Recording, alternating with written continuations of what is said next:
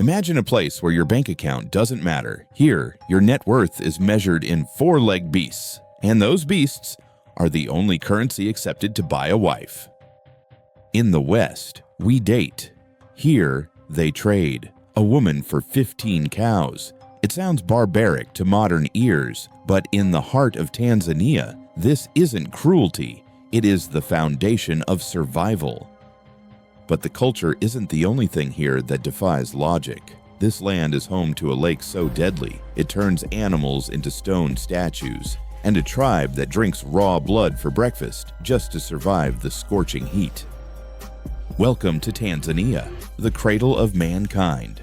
Next, I'm going to show you why this is the most primal place left on Earth. You will discover if you could survive in a land where nature wants to kill you, and tradition keeps you alive. To understand the people, you have to understand the land. Tanzania is a paradox. It sits right on the equator, roasting under the African sun, yet it holds the highest mountain in Africa, Mount Kilimanjaro, which is permanently capped in snow. It creates a brutal environment, and in this environment, time seems to have stopped, while the capital city, Dar es Salaam, is modernizing with skyscrapers and traffic. Out here in the bush, you can literally travel back in time 10,000 years. Meet the Hadza people. They don't farm. They don't build permanent houses. They don't keep livestock. They are the last true hunter-gatherers on the planet. They live exactly, and I mean exactly, how our ancestors lived before civilization began. Their life is a daily gamble. They wake up hungry every single morning. If they don't find food today, they don't eat. There is no storage, no refrigeration. They own nothing but what they can carry. It's a level of freedom and danger that we can barely comprehend in our comfortable lives. But while the Hadza hide from the modern world, the Maasai tribe confronts it head-on.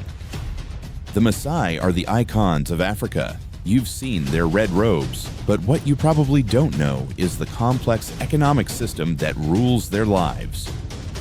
For the Maasai, God gave all the cattle on earth to the Maasai. That is their belief. So if you own a cow, they believe you technically stole it from them. Cows are not food. Cows are money. They are power. They are status. And this brings us to the most controversial aspect of their culture, marriage. In the Maasai world, love is not a feeling. It's a transaction. A man's wealth determines how many wives he can have. Polygamy is the standard.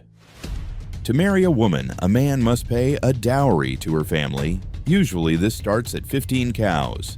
It sounds like a purchase, but let's look deeper. This exchange creates an unbreakable alliance between two clans. In a place without police or contracts, this exchange of cattle ensures peace.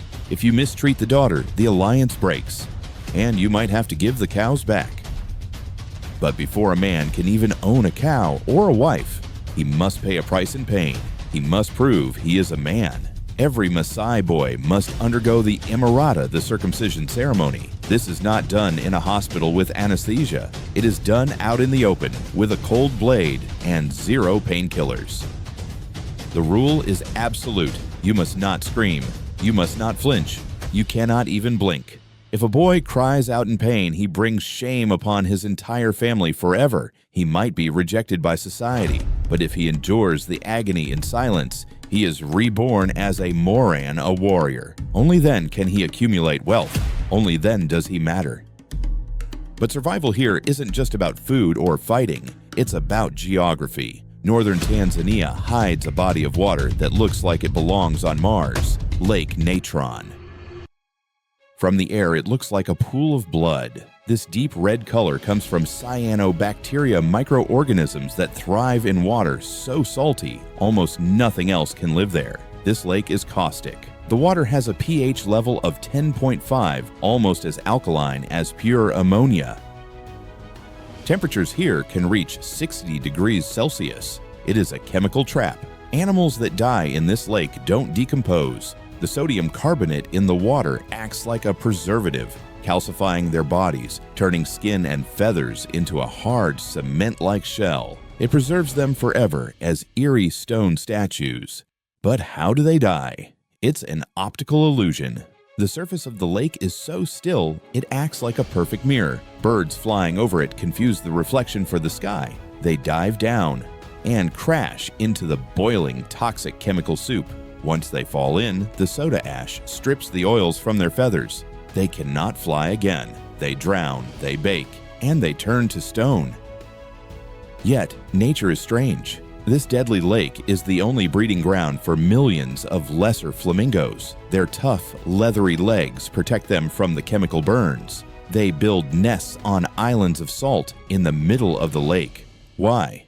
Because the water is so toxic that predators like hyenas or leopards dare not swim across. The deadliest lake in Africa is the safest nursery for its birds. So, is Tanzania just a land of blood, danger, and stone? No, it is one of the most welcoming destinations in Africa. If you want to experience this, you can. The tourism industry here is world-class. You can visit the Maasai villages. Yes, it's commercialized now, but the money you pay helps them buy water, medicine, and keep their cattle healthy in a changing world. It is a way for them to keep their culture alive in the 21st century. Tanzania forces us to ask a difficult question. In our quest for modern comfort, have we lost our connection to the primal force of life? The Maasai, with their cattle, their pain, and their traditions, suggest that maybe we are the ones who are lost. If you enjoyed this trip to the primal world, hit that subscribe button. In the next video, Culture Shock is going to a place where happiness is found in the most unexpected way. You don't want to miss it.